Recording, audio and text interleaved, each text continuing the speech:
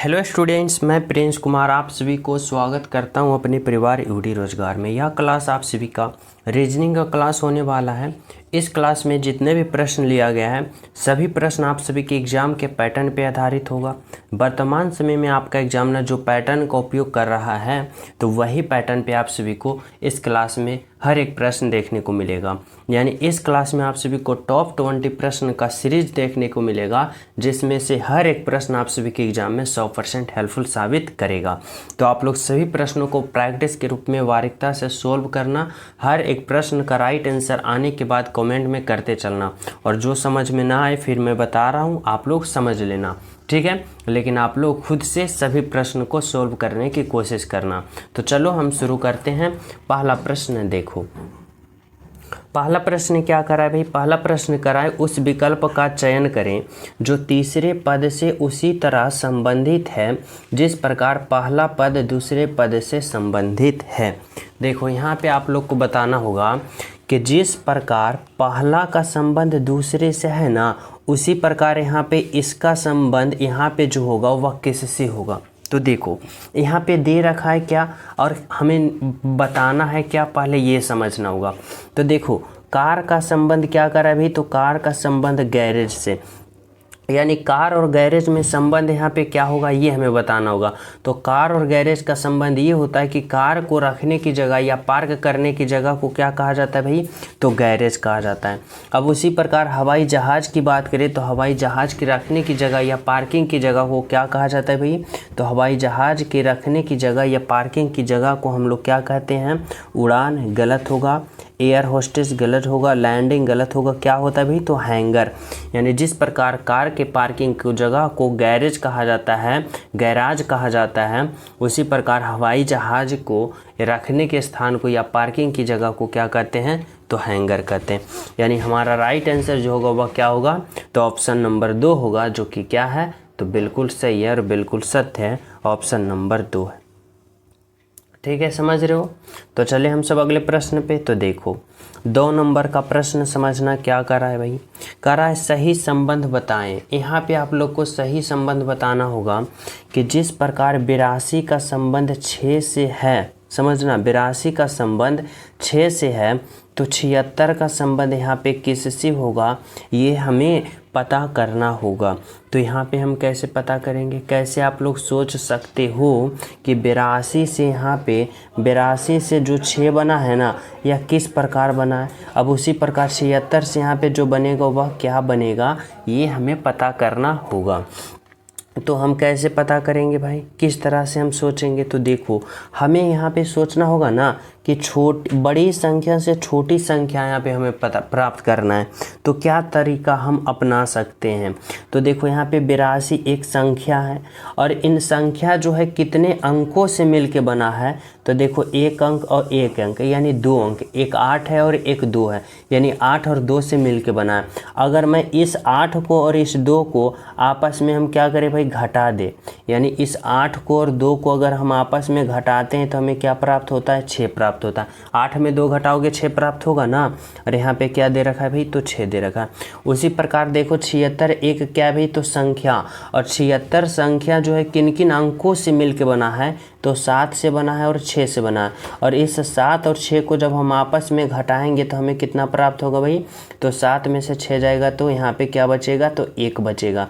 यानी हमारा right answer जो होगा वह क्या होगा? तो 1 होगा, जो कि देखो ऑप्शन नंबर 2 में दे रखा है, जो कि आपका राइट आंसर है। क्या होगा?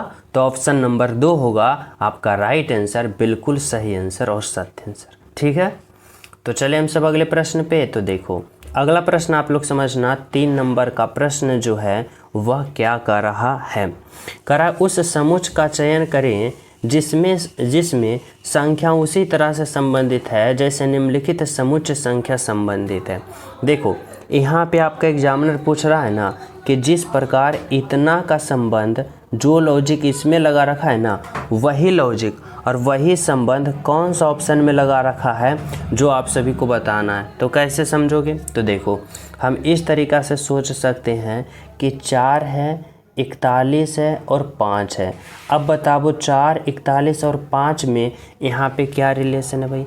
जो रिलेशन इसमें होगा वह रिलेशन कौन सा ऑप्शन में, ये हमें पता करना है। तो इसके लिए पहले हमें यहाँ पे पता करना होगा कि आखिर 4, 41 और 5 में रिलेशन है तो है क्या। तो देखो, हम अगर इस तरह से सोच सकते हैं कि हमें अगर हम छोटा छोटा अंक से बड़ा अंक लाने की कोशिश करते हैं तो देखो क्या तरीका हम फॉलो कर सकते हैं। अगर हम इस 4 का स्क्वायर करते हैं तो 4 का स्क्वायर 16 होता है। अगर हम 5 का स्क्वायर करते हैं तो 5 का स्क्वायर 25 होता है। अब 16 और 25 को जोड़ते हैं तो कितना होगा भाई? जब 16 और 25 को जब हम जोड़ते हैं तो 6 5 11 और 2 1 3 और 1 4 यानी 41 41। अब देखो यहाँ पे 41 है, बोलोगे जी है। तो क्या हुआ? तो पहले का स्क्वायर और दूसरे का स्क्वायर किए और दोनों को जोड़े, बीच वाला आ गया। अब ऐसा ही ऑप्शन हमें यहाँ पे देखना पड़ेगा कि कौन सा ऑप्शन ऐसा रूल फॉलो कर रहा है। तो देखो ऑप्शन ए की बात करें तो 9 का स्क्वायर 81 होगा और यहाँ पे सिंपल 81 और 7 का स्क्वायर भी जोड़ना था, इसलिए ये गलत हो जाएगा। ऑप्शन 2 को देखो, 8 का स्क्वायर कितना होता है भाई? तो 8 का स्क्वायर 64 होता है और 6 का स्क्वायर 36 होता है और 6 और 4 10 यानी 0 होना चाहिए, लेकिन यहाँ पे 5 है, इसलिए क्या होगा? तो यहाँ पे ऑप्शन नंबर 2 भी गलत होगा। ऑप्शन 3 देखो तो 2 का स्क्वायर कितना होता है भाई? 4 और 4 का स्क्वायर कितना होता है? 16 और 16 और 4 20 यानी, लेकिन यहाँ पे 21 है, इसलिए क्या है भाई? तो ये भी ऑप्शन नंबर 3 भी गलत है। अब बचा हमारे पास ऑप्शन नंबर 4, यानी हमारा राइट आंसर होगा ऑप्शन नंबर 4। कैसे? तो देखो 6 का स्क्वायर कितना होता है भाई? 36 और 5 का स्क्वायर 25। अब 36 और 25 को जोड़ोगे, 6 5 11 3 2 5 और 1 6 61 और यहाँ पे 61 है, बोलोगे जी है। यानी आपका राइट आंसर जो होगा वह क्या होगा? तो ऑप्शन नंबर 4 होगा, जो कि आपका बिल्कुल सही है, सत्य है। ऑप्शन नंबर 4 आपका राइट आंसर है। तो चलिए नेक्स्ट प्रश्न पे। तो देखो 4 नंबर का प्रश्न समझना यहाँ पे क्या कर रहा है भाई। और यह प्रश्न जो है ना, यहाँ पे आप सभी का संबंध वाले ही प्रश्न है, लेकिन देखो अल्फ़ा वर्ड और संख्या दोनों का संबंध यहाँ पे मिक्स करके दिया है। अब इसको सोल्व कैसे करेंगे? तो देखो, जब भी अल्फ़ा वर्ड और संख्या दोनों का आ जाएंगे तो हम इस तरह से सोचेंगे कि पहले हम अल्फ़ा वर्ड पोजीशन लिखेंगे। जैसे h का अल्फ़ा वर्ड पोजीशन 8 होता है और i का 9 होता है। अब हम h और i के आपस में किस तरह से रिलेशन बनाएं कि हमें यहाँ पे 17 प्राप्त हो जाए। तो देखो यहाँ पे अगर हम इस तरीक़ा से सोचते हैं कि h का अल्फ़ा वर्ड पोजीशन 8 और i का 9, और इस 8 और 9 को आपस में जोड़ते हैं तो 8 और 9 देखो यहाँ पे 17 है, बोलोगे जी है। उसी प्रकार देखो p का अल्फ़ा वर्ड पोजीशन 16 और q का 17, ठीक है, और 16 और प्लस का 17 करते हैं तो हमें कितना प्राप्त होगा भाई? तो देखो 16 और 17 कितना होता है? तो 7 तो 13 और 3 यानी 33, यानी 16 प्लस का 17 करेंगे कितना होगा? 33। यानी जिस प्रकार एच आई का संबंध कितना है भाई? तो 17 है, तो पी क्यू का संबंध कितना होगा? तो 33 होगा। ऑप्शन नंबर कौन सा है? तो देखो ऑप्शन नंबर 4 है। यानी आपका राइट आंसर जो होगा वह क्या होगा भाई? तो ऑप्शन नंबर 4 होगा, जो कि आपका राइट आंसर है, बिल्कुल सही है, ऑप्शन नंबर 4 है। समझ रहे हो हमारी बातों को? ऑप्शन नंबर 4, ठीक है। तो चले नेक्स्ट पे। और जो स्टूडेंट अभी तक क्लास को लाइक नहीं किए हो, लाइक कर देना, ज़्यादा से ज़्यादा शेयर करना। जो न्यू हो तो चैनल सब्सक्राइब करके बेल आइकन प्रेस कर लेना, ठीक है। देखो अगला प्रश्न क्या करा भाई? तो 5 नंबर का प्रश्न समझना। 5 नंबर का प्रश्न है ब्लड रिलेशन का प्रश्न है। इसको मैं बहुत ही सिंपल और आसान लैंग्वेज में समझाऊंगा, बस आप लोग समझना। करा एक महिला की ओर इशारा करते हुए रोहन ने कहा, यानी यहाँ पे 2 व्यक्ति है। कौन कौन भाई? तो एक महिला है और एक रोहन है। महिला को मैं W से संबोधित करता हूँ, ठीक है, और रोहन को मैं R से संबोधित करता हूँ। एक महिला है और एक रोहन है, ठीक है। अब यहाँ पे आपका एग्जामिनर देखो क्या कर रहा है, कह रहा है कि एक महिला की ओर इशारा करते हुए रोहन ने कहा, यानी रोहन है जो इस महिला की ओर इशारा करते हुए क्या कर रहा है? कह रहा है उसकी पुत्री, यानी इस महिला की कौन है भाई? तो इस महिला की पुत्री, ठीक है, इस महिला की पुत्री का पुत्र, यानी इस महिला की पुत्री ये हो गई, और इसकी पुत्री का भी कौन है भाई, तो इसकी पुत्री का पुत्र। ठीक है, ये समझना कि उसकी पुत्री का पुत्र, इस महिला की पुत्री ये हो गई, और इसकी पुत्री का पुत्र कौन हो गया, ये। अब ये जो पुत्र है ना, ये पुत्र क्या है, तो मेरी पत्नी की पुत्री का भाई है। यानी क्या है, तो इस रोहन की पत्नी, यानी इस रोहन की कौन है भाई, तो एक पत्नी होगी। ठीक है, इस रोहन की, यहाँ पे लिखते हैं, रोहन का क्या है भाई, तो रोहन की पत्नी है। और रोहन की पत्नी की जो पुत्री है ना, रोहन की जो पत्नी की पुत्री है, इसका भाई कौन है भाई, तो ये इसका भाई ये लड़का है। यानी ये लड़का और इसकी पुत्री दोनों आपस में भाई बहन होगा, तो यानी इसकी पत्नी जो होगी इस महिला की कौन होगी भाई, तो महिला की बेटी होगी। समझना, यानी इस रोहन का जो पत्नी है और उसका बेटी जो है, यहाँ पे इसका भाई है। यानी ये और ये दोनों क्या है, भाई बहन है। तो जो इसका पत्नी होगी और ये जो है दोनों एक होगी, ये दोनों क्या होगे भाई, एक होगी। और इसका माँ कौन होगी भाई, तो इसका माँ ये औरत होगी। समझ रहे हो ना। अब यहाँ पे आपका एग्जामिनर कर रहा है कि वह महिला रोहन से किस प्रकार संबंधित है। यानी आपको बताना होगा कि यह जो रोहन है ना, इस महिला को क्या कहेगा। तो इस महिला को क्या कहेगा भाई, तो देखो इस महिला की पुत्री जो है रोहन का पत्नी है। अब पत्नी के माँ को क्या कहा जाता है भाई, तो पत्नी के माँ को सास कहा जाता है। यानी क्या होगा, तो ऑप्शन नंबर 2 होगा आपका राइट आंसर, जो कि क्या है, तो बिल्कुल सही है और बिल्कुल सत्य है, ऑप्शन नंबर 2 है। ठीक है, तो चले हम सब नेक्स्ट प्रश्न पे। तो देखो 6 नंबर का प्रश्न समझना भाई, यहाँ पे क्या कर रहा है, किसी निश्चित कोड भाषा में घटाव जोड़ प्रदर्शित करता है।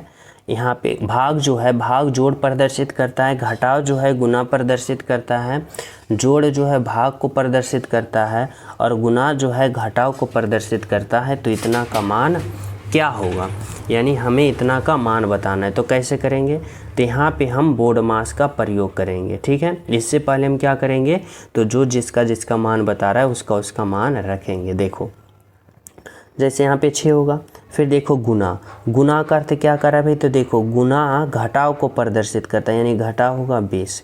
फिर देखो भाग जो वह क्या प्रदर्शित कर रहा है भाई, भाग जो है जोड़ को प्रदर्शित करता है, यहाँ पे जोड़ होगा और 5। अब देखो घटाव जो है गुना को प्रदर्शित करता है, यहाँ पे क्या होगा 20 होगा। फिर देखो जोड़ जो है भाग को प्रदर्शित करता है, भाग 2 और यहाँ पे 4 होगा। अब क्या करो, तो इसका हल करो।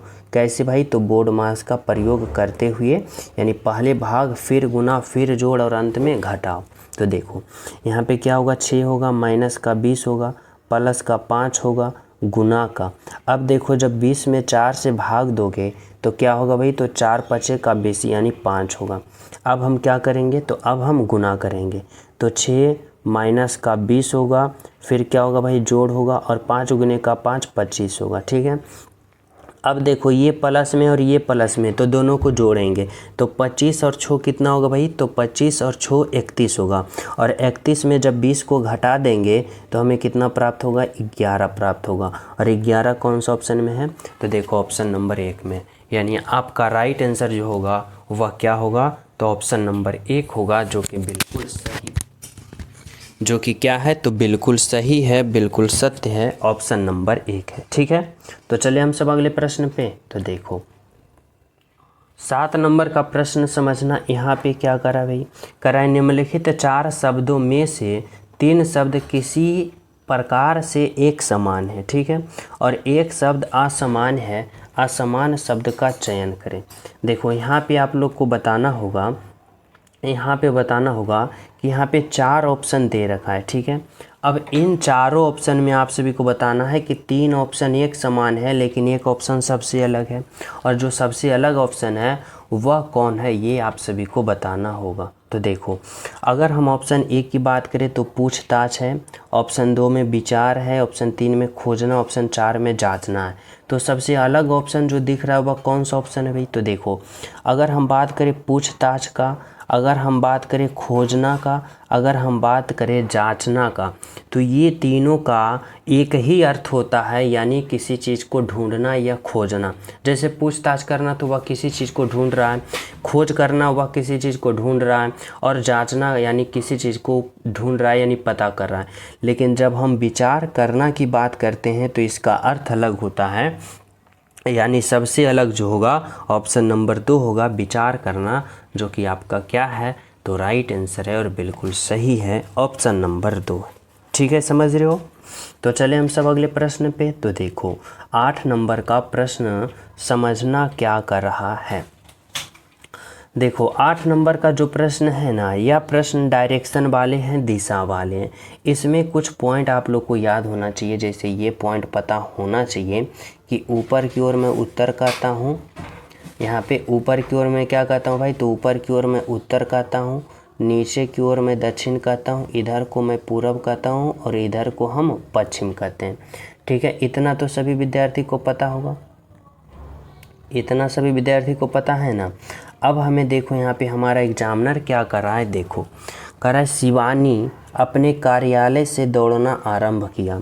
शिवानी कोई लड़की का नाम है, उसने अपने कार्यालय से दौड़ना आरंभ की। ठीक है, कर वह पहले 16 किलोमीटर उत्तर ओर दौड़ी, उत्तर की दिशा में, यानी क्या कहाँ है भाई, तो शिवानी यहाँ पे है। ठीक है, शिवानी यहाँ पे है और यहाँ से कहाँ दौड़ी, तो यहाँ से उन्होंने उत्तर दिशा की ओर दौड़ी, यानी यहाँ से उत्तर दिशा की ओर दौड़ी। इधर कितना दौड़ी भाई, तो 16 किलोमीटर, यानी 16 किलोमीटर उत्तर की ओर दौड़ी और यहाँ पे पहुँच गई, उत्तर की ओर यानी ऊपर की ओर।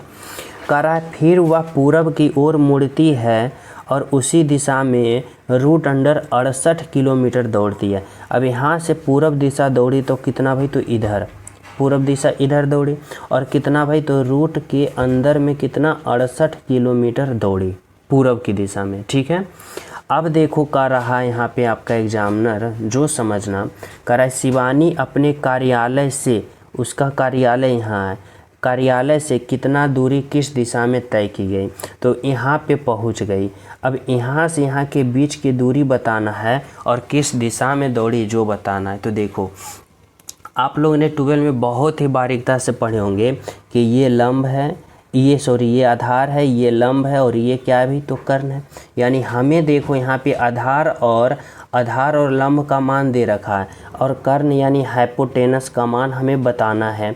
तो h बराबर क्या होता है, सभी विद्यार्थी को पता होगा कि जब हम कर्ण निकालते हैं तो क्या करते हैं भाई, तो लंब स्क्वायर, लंब का स्क्वायर, आधार का स्क्वायर और उसके बाद रूट कर देते हैं।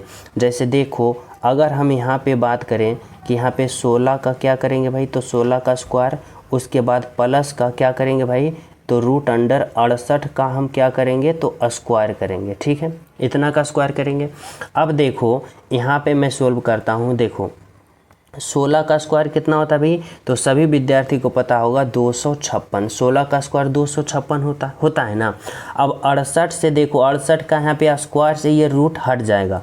देखो स्क्वायर से, इस स्क्वायर से ये रूट कट जाएगा तो सिंपल यहाँ पे बचेगा क्या भाई, तो 68 बचेगा और यहाँ पे 68 आया। अब दोनों को जोड़ेंगे तो कितना होगा, तो देखो दोनों को जोड़ो, 8 और 6 14 का 4 होगा, बाकी कितना होगा 1, और 6 5 11, 1 12 का 2, बाकी 1 और 2 1 3, यानी यहाँ पे कितना आया 324। अब 324 जो होता है, अब इस 324 को फिर क्या करोगे, तो ये रूट वाले जो है यहाँ पे रूट आएगा। अब 324 का जब रूट करोगे तो कितना होगा भाई, तो 324 का जो स्क्वायर होता है वह होता है कितना 18, यानी हाइपोटेनस h बराबर 18 होगा। ये बीच की दूरी कितना होगा भाई, तो ये बीच की दूरी 18 किलोमीटर होगा।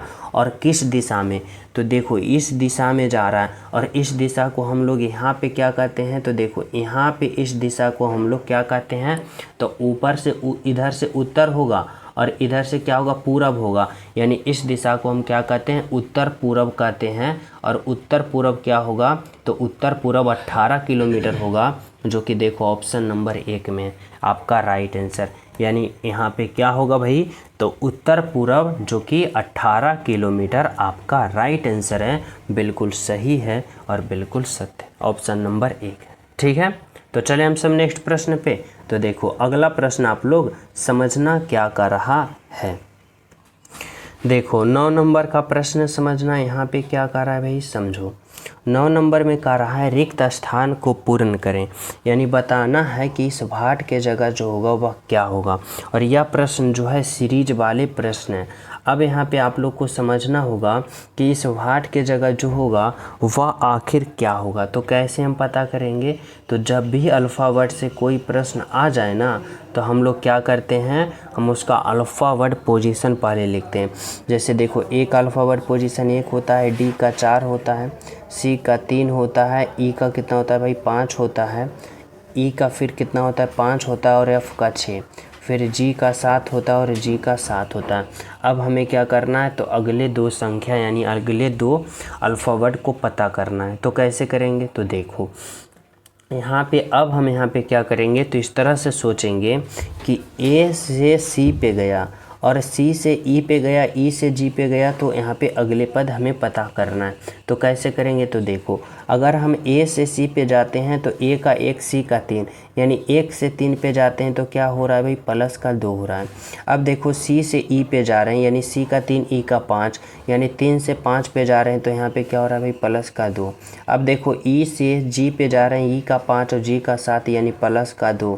अब जब जी से अगले पद निकालेंगे तो इसमें भी प्लस का 2 करेंगे, और 7 में जब 2 जोड़ेंगे तो 7 और 2 9, और 9 जो होता है वह आई का होता है, यानी यहाँ पे आई होगा।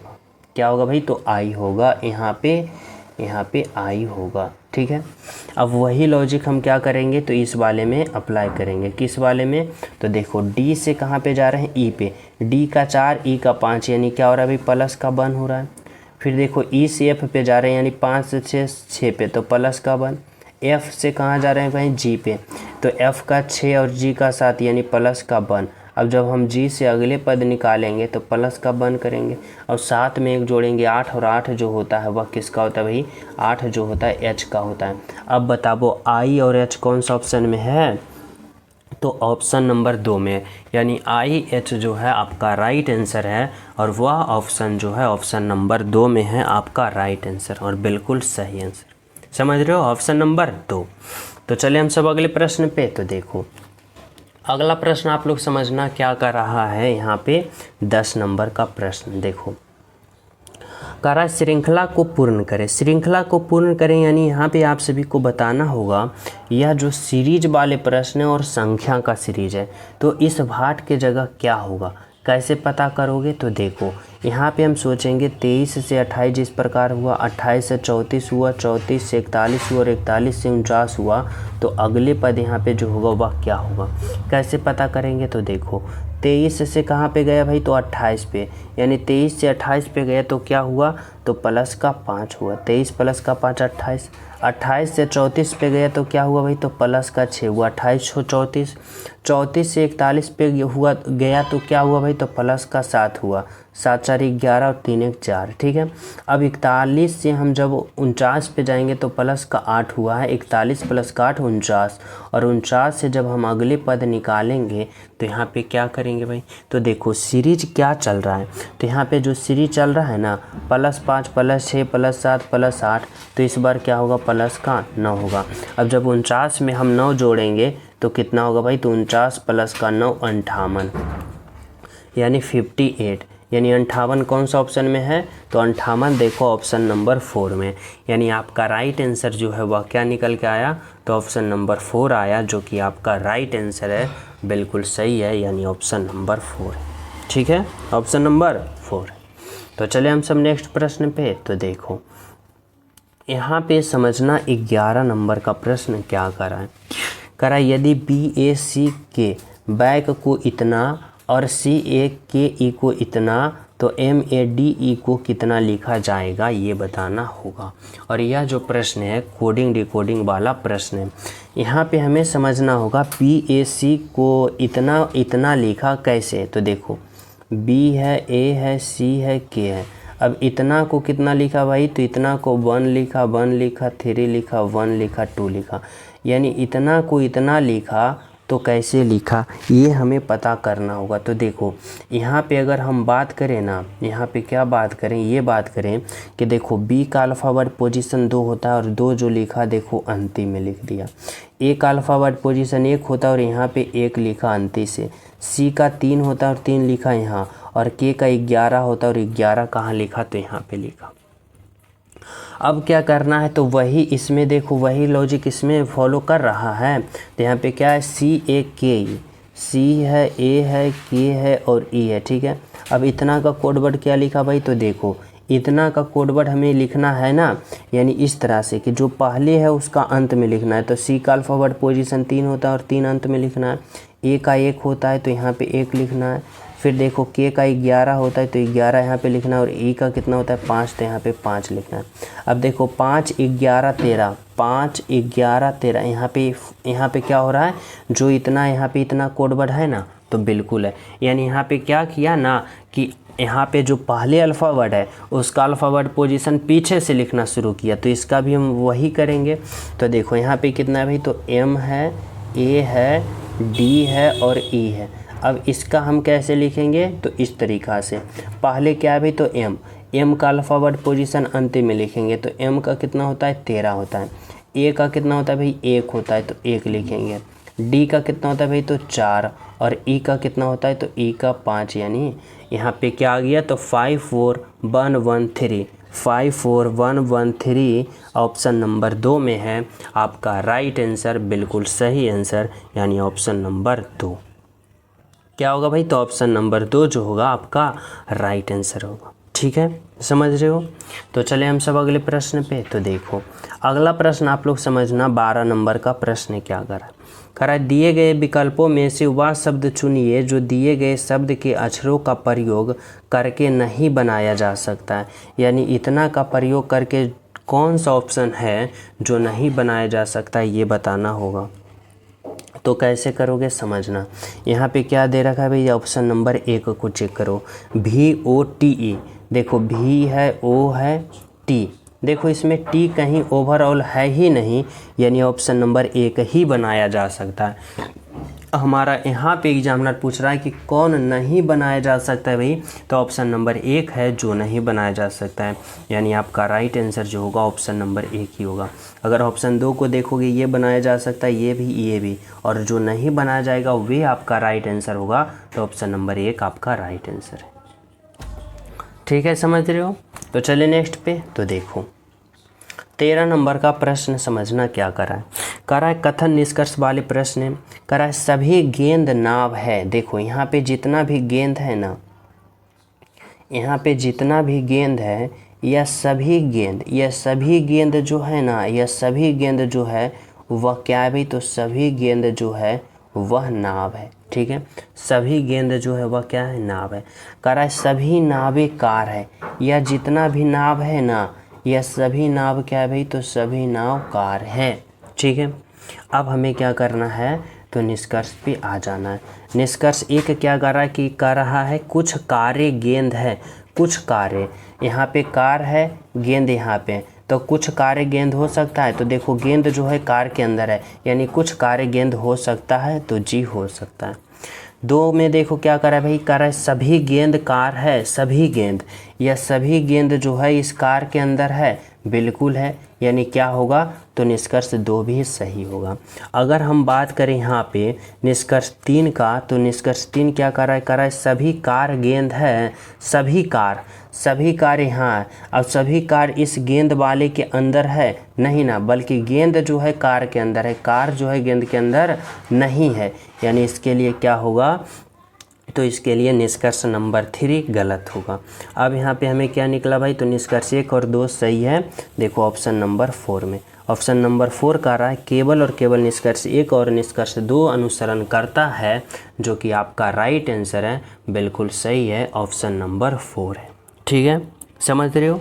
तो चले हम सब अगले प्रश्न पे। तो देखो अगला प्रश्न आप लोग समझना, 14 नंबर का प्रश्न जो है वह क्या कर रहा है लुप्त संख्या ज्ञात करें, मिसिंग नंबर बताना है आप सभी को कि इस व्हाट के जगह जो होगा आखिर वह क्या होगा और किस तरह से होगा, आप सभी को पता करना है।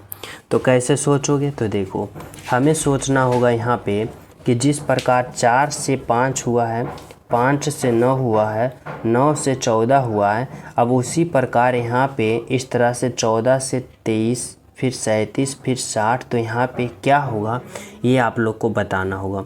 तो जब भी देखो वृत्त के अंदर वाले लुप्त पूछे ना, तो दो तरीक़ा से यह सोल्व होता है, या तो आप लोग इस तरह से सोल्व करो, या तो फिर आप लोग इस तरह से आमने सामने सोल्व करो।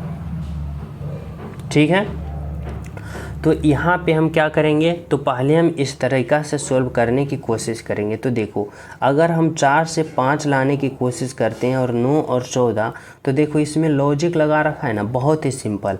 अगर हम इस 4 और 5 को जोड़ते हैं तो 5 और 4 देखो 9 आ रहा है, यानी पहले 2 अंक को जोड़ो, तीसरा अंक प्राप्त किया जा रहा है। अगर हम फिर देखो 5 और 9 को जोड़ते हैं तो 14, 9 5 14, यहाँ पे 14 आ रहा है। अब फिर देखो इस 9 को और 14 को जोड़ते हैं तो 9 और 14, 9 और 14 23 आ रहा है, बिल्कुल आ रहा है। फिर इस 14 और 23 को जोड़ते हैं तो 14 और 23 देखो 37 आ रहा है, बिल्कुल आ रहा है। और 23 और 37 को जोड़ते हैं तो 23 और 37 देखो 60 आ रहा है, बोलोगे जी आ रहा है। अब जब हम अगले पद निकालेंगे तो इस 37 को और इस 60 को आपस में जोड़ेंगे तो राइट आंसर हमारा नहीं आ जाएगा, आ जाएगा ना भाई। तो देखो 60 और 37, 60 और 37 कितना होगा भाई 97, और 97 देखो कौन सा ऑप्शन में है भी, तो 97 जो है ऑप्शन नंबर 2 में, यानी आपका राइट आंसर जो है वह क्या है, तो ऑप्शन नंबर 2 है 97, जो कि बिल्कुल सही है और बिल्कुल सत्य है। ऑप्शन नंबर 2 है, क्या है, तो ऑप्शन नंबर 2। समझ रहे हो ना। तो चले नेक्स्ट पे, तो देखो समझना 15 नंबर का जो प्रश्न है वह आप सभी से क्या कर रहा है। यहाँ पे कर रहा है लुप्त संख्या ज्ञात करें मिसिंग नंबर, कि इस भाट के जगह जो होगा वह क्या होगा। तो हमें यहाँ पे सोचना होगा कि जो लॉजिक इस वाले में अप्लाई हुआ, जो लॉजिक इस वाले में अप्लाई हुआ वही इसमें अप्लाई करके हम राइट आंसर प्राप्त करेंगे। तो हमें सोचना होगा कि यहाँ पे हम किस तरह से करें कि 9 और 6 में, यहाँ पे 9 6 9 में रिलेशन है, 25 11 16 में रिलेशन है। तो देखो समझना, यहाँ पे अगर हम इस तरह से सोल्व करते हैं, किस तरह से सोल्व करते हैं भाई, तो यहाँ पे समझना, यहाँ पे अगर हम इस तरह से सोल्व करते हैं कि इस 9 और 6 में, इस 9 और 6 में अगर हम क्या करते हैं तो अंतर निकालते हैं। जैसे देखो इस 9 में इस 6 को हम क्या करते हैं भाई, तो घटाते हैं। तो देखो 9 में 6 घटाएंगे हमें प्राप्त होगा 3, कितना प्राप्त होगा 3। अब जब 3 का स्क्वायर करते हैं तो देखो यहाँ पे 9 प्राप्त हो रहा है, बोलोगे जी हो रहा है। अब उसी प्रकार देखो इस यहाँ पे इस 16 में क्या करते भाई, इस 11 को घटाते हैं। इस 16 में हम 11 को घटाते हैं तो 16 में 11 को घटाएंगे हमें 5 प्राप्त होगा। और जब 5 का स्क्वायर करेंगे तो देखो हमें 5 का स्क्वायर 25 हो रहा है, यहाँ पे 25 है ना, बोलोगे जी 25 है। अब उसी प्रकार हमें यहाँ पे सोचना होगा कि यहाँ पे हम कितना अंक रखें और इस अंक में हम 13 को घटाएं ताकि हमें कितना प्राप्त हो जाए, तो हमें 49 प्राप्त हो जाए। ठीक है, अब देखो पहले ये 49 जो है ना यह किसका स्क्वायर है, तो बोलोगे यह 7 का स्क्वायर है। समझना 49 जो है 7 का स्क्वायर है। अब हम इस 13 में यहाँ पे कितना संख्या रख के घटाएं ताकि हमें 7 आ जाए, तो बोलोगे कि यहाँ पे आप 20 रखो। अब 20 में यहाँ पे 7 घटाओगे 13 आ जाएगा, और 7 घटाए और इस 7 का वर्ग करोगे तो देखो 49 आ रहा है। यानी इस भाट के जगह पे हमें क्या रखना होगा, तो 20 रखना होगा। यानी ऑप्शन नंबर 2 जो होगा आपका राइट आंसर होगा, बिल्कुल सही होगा, ऑप्शन नंबर 2 सत्य होगा। ठीक है, समझ रहे हो। तो चले हम सब नेक्स्ट पे, तो देखो समझना यहाँ पे 16 नंबर का जो प्रश्न है वह क्या कर रहा है।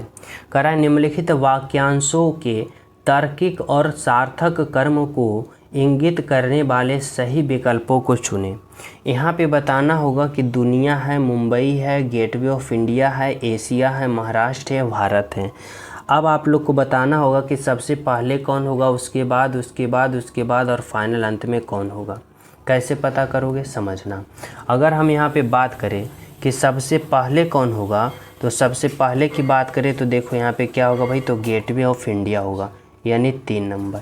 ठीक है, अब गेटवे ऑफ इंडिया की बात करें तो इसके बाद क्या होगा, तो गेटवे ऑफ इंडिया के बाद जो होगा वह क्या होगा भाई, तो मुंबई होगा, यानी 2 नंबर। ठीक है, अब मुंबई की बात करें तो मुंबई जो है इस तरह से समझो कि गेटवे ऑफ इंडिया हुआ। अब गेटवे ऑफ इंडिया कहाँ है, मुंबई में। अब मुंबई कहाँ भाई, तो मुंबई जो है वह महाराष्ट्र में, यानी 5 नंबर। और महाराष्ट्र जो है वह कहाँ है भाई, तो भारत में, यानी 6 नंबर। और भारत जो है वह कहाँ है, तो एशिया महाद्वीप में, यानी 4 नंबर। और एशिया महाद्वीप जो है वह कहाँ है भाई, तो यह दुनिया में, यानी वर्ल्ड में, यानी 1 नंबर। तो क्या हुआ, तो पहले गेटवे ऑफ इंडिया हुआ, फिर मुंबई हुआ, फिर महाराष्ट्र हुआ, फिर भारत हुआ, फिर एशिया हुआ, फिर दुनिया हुआ। यानी आपका राइट आंसर कौन सा ऑप्शन में दिख रहा है भाई, तो 3 2 5 6 6 4 1। तो 3 2 5 6 4 1 देखो ऑप्शन नंबर 4 में है। यानी आपका राइट आंसर जो होगा वह क्या होगा, तो ऑप्शन नंबर 4 होगा, जो कि बिल्कुल सही है, बिल्कुल सत्य है, ऑप्शन नंबर 4 है। ठीक है, समझ रहे हो। तो चले हम सब अगले प्रश्न पे। तो देखो यहाँ पे 17 नंबर का प्रश्न समझना क्या कर रहा है। कर रहा है कि यहाँ पे 4 निचले फलक पर है तो ऊपरी फलक पर कौन सी संख्या दिखाई देगी। यहाँ पे देखो 2 पासा दे रखा है, 2 डाइस दे रखा है। अब इन दोनों पासा में आप सभी से पूछ रहा है कि 4 के निचले फलक पे क्या होगा, यानी 4 के विपरीत फलक बताना होगा। और जब भी पासा का विपरीत फलक आप सभी से पूछे तो आप लोग क्या करते हो, तो इन दोनों पासाओं में आप लोग पहले देखते हो कि कौन सा स्थिति कॉमन है। अब कॉमन स्थिति की बात करें तो कॉमन स्थिति कौन सा दिख रहा है भाई, तो यहाँ पे देखो 2 दिख रहा है और यहाँ पे 2 दिख रहा है, यानी एक एक स्थितियाँ दोनों में कॉमन दिख रहा है। और जब एक एक स्थिति पासा में कॉमन दिखता है तो हम क्या करते हैं, घड़ी की दिशा में क्लॉकवाइज चलते हैं और यहाँ से घड़ी की दिशा में क्लॉकवाइज चलते हैं। यानी यहाँ पे देखो 2 है, 2 के बाद कहाँ पे आए 6 पे, 6 के बाद कहाँ पे आए 4 पे।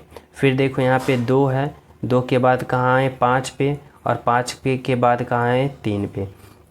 यानी हमारे कहने का मतलब हुआ ना कि 4 का विपरीत 3 होगा और 3 का विपरीत 4 होगा, 6 का विपरीत 5 होगा और 5 का विपरीत 6 होगा।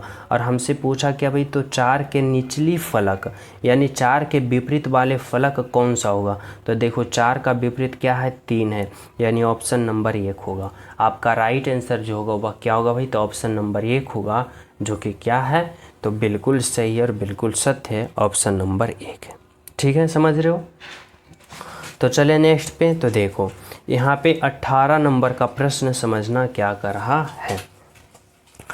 कर रहा है आयत इंजीनियर को दर्शाता है, वृत्त मैनेजर को दर्शाता है, त्रिभुज विवाहित लोग को दर्शाता है। ठीक है, तो कह रहा है उस श्रेणी में आने वाली संख्या को दर्शाता है। तो कह रहा है कितने विवाहित लोग इंजीनियर नहीं है, यानी कितने विवाहित लोग हैं जो इंजीनियर नहीं है। तो देखो हमें पहले ये बताना होगा कि देखो यहाँ पे समझना, यहाँ पे क्या कर रहा है भाई, आयत जो है इंजीनियर को दर्शाता है। यह आयत जो है ना, यह क्या कर रहा है, तो ये इंजीनियर भाई साहब हैं, क्या है, तो इंजीनियर है। अब कर रहा है वृत्त जो है मैनेजर को दर्शाता है। यह वृत्त जो है ना, यह वृत्त जो है यह क्या भाई, तो यह वृत्त जो है मैनेजर है। ठीक है, वृत्त जो है मैनेजर है। त्रिभुज क्या करा भाई, तो त्रिभुज जो है विवाहित लोग यानी शादीशुदा है। यहाँ पे क्या होगा, तो विवाहित लोग। ठीक है, विवाहित लोग है। त्रिभुज जो है क्या, विवाहित लोग है। ठीक है, अब हमें करना है, खोजना है, चयन करना है कि कितने विवाहित लोग यानी कितने त्रिभुज वाले हैं, कितने विवाहित लोग इंजीनियर नहीं हैं, यानी कितने त्रिभुज वाले जो हैं इस आयत में नहीं आते हैं, इस आयत में नहीं आते हैं, ये हमें बताना होगा। तो देखो अगर हम बात करें ना कि त्रिभुज वाले और आयत वाले यहाँ पे आपस में मिलना नहीं चाहिए, यानी दोनों अलग होना चाहिए। तो कह रहा है कितने विवाहित लोग इंजीनियर नहीं है। अब विवाहित लोग वाले कौन है भाई, तो त्रिभुज, और इंजीनियर आयत, यानी कुछ त्रिभुज का कुछ भाग जो देखो इंजीनियर में है, आयत में है ना, तो ये नहीं लेना है, ये नहीं लेना है। तो कौन कौन लेना है, तो वनली वन। देखो यहाँ पे त्रिभुज में कौन जना रहा है, तो 13 जना रहा है और 16 जना रहा है, यानी 13 और 16 कितना व्यक्ति हुआ भाई, तो 13 और 16 29 व्यक्ति, यानी 29 व्यक्ति ऐसे हैं जो विवाहित लोग तो हैं लेकिन इंजीनियर नहीं है। यानी क्या होगा आपका राइट आंसर ऑप्शन नंबर 3 होगा, 29 होगा, जो कि बिल्कुल सही है। यानी यहाँ पे आप लोग ये मत लगा देना 16, क्योंकि सिर्फ त्रिभुज में 16 है। यहाँ पे देखो वृत्त में 13 आ गया, तो यहाँ पे कहीं यहाँ पे डायरेक्शन में आप सभी को नहीं दर्शाया गया है कि मैनेजर को नहीं लेना है। यहाँ पे जो कहेगा जैसे कहेगा वही से ही चलना है, अपने मन से नहीं चलना है। यहाँ पे बहुत सारे स्टूडेंट कन्फ्यूज होंगे कि यहाँ पे 13 ले लिए, तो 13 तो वृत्त वाले में है, मैनेजर वाले में है, लेकिन देखो मैनेजर का कहीं जिक्र नहीं किया, यानी 13 और 16 दोनों होगा, यानी दोनों विवाहित हैं और दोनों के दोनों आयत से बाहर हैं, यानी दोनों जुटेगा, यानी 13, 16, 29 होगा आपका राइट आंसर। ठीक है, देखो अगला प्रश्न समझना क्या करा है भाई। 19 नंबर का प्रश्न करा है ईंधन, डीजल, तरल। यानी आप सभी को कौन सा ऑप्शन चयन करोगे ताकि इन तीनों का एक साथ सही संबंध बता सकूं। कैसे करोगे तो देखो क्या है भाई, तो ईंधन है, डीजल है और तरल है। ठीक है, अब देखो अगर हम तरल के लिए एक गोला बनाते हैं, किसके लिए, तरल के लिए। ठीक है, तरल के लिए गोला बनाएं तो देखो तरल के अंदर कौन आ जाएगा भाई, तो ईंधन आ जाएगा, और तरल के अंदर कौन आ जाएगा, डीजल आ जाएगा। लेकिन ईंधन और डीजल में कोई रिलेशन है तो ना ईंधन में कोई रिलेशन है और ना डीजल में, लेकिन ईंधन और डीजल जो होगा दोनों तरल के अंदर आएगा, यानी ऑप्शन नंबर 4 होगा आपका राइट आंसर, जो कि क्या है भाई, तो बिल्कुल सही है, बिल्कुल सत्य है, ऑप्शन नंबर 4 है। समझ रहे हो क्या होगा, ऑप्शन नंबर 4 हो।